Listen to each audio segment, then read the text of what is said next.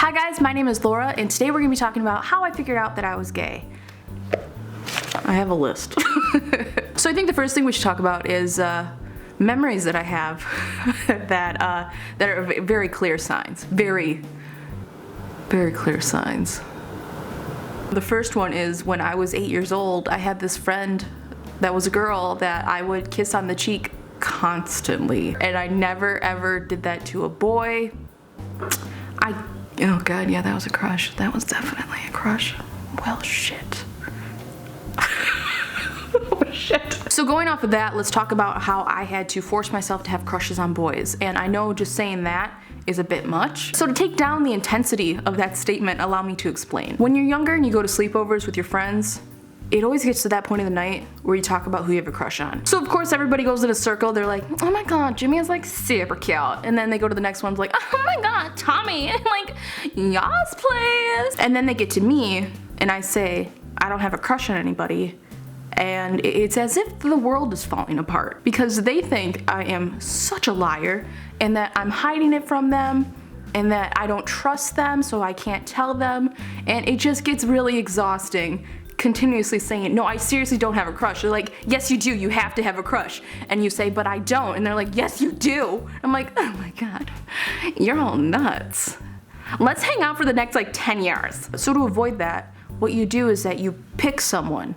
You pick any boy at random. Whoever is the least annoying, that's your crush. Because at your next sleepover, they're gonna have the same question. So then you have an answer already prepared. But then they throw a curveball, and then they're like, why do you like him? And you said, well, god damn, I did not think this through.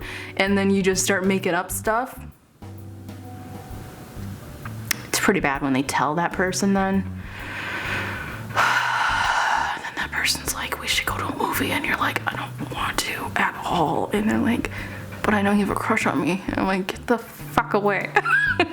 But going off of that, I did have some crushes on some boys in my class, but they were just hanging on by the string.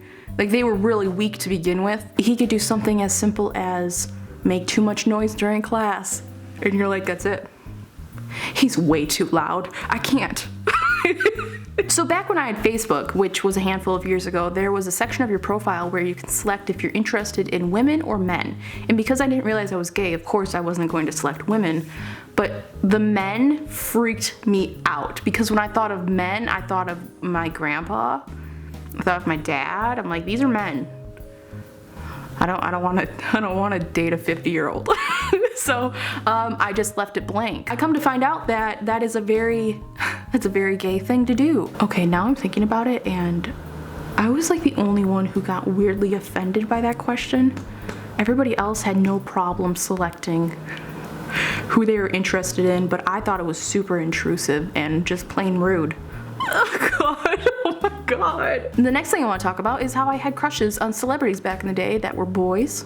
And the reason why is because, number one, it made me feel very normal because all the other girls had crushes, so I did too. I have come to learn that that is a very gay thing to do because you don't have a crush on anybody in your class, but a celebrity, you know that you will never meet them, so you can be normal and have a crush on them because you'll never meet them. But if they were to ever move to your town, that crush would quickly diminish because that means you'd have to talk to them, and I don't want to, so thank you so much. Another clear sign is when you think that gay people are the most interesting people in the world. For example, when I didn't realize I was gay, I would think that gay women were the coolest of cool, and I thought they were just so cool.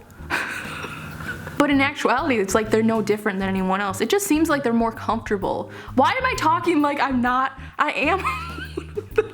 Jesus Christ. There's a high chance that you're gay if you've taken an Are You Gay quiz, because no straight person takes those quizzes. When I was trying to figure out if I was gay, I had taken multiple Are You Gay quizzes, and they were so stupid because the first question would always be, are you attracted to the same sex? It's like, what the fuck? Yes.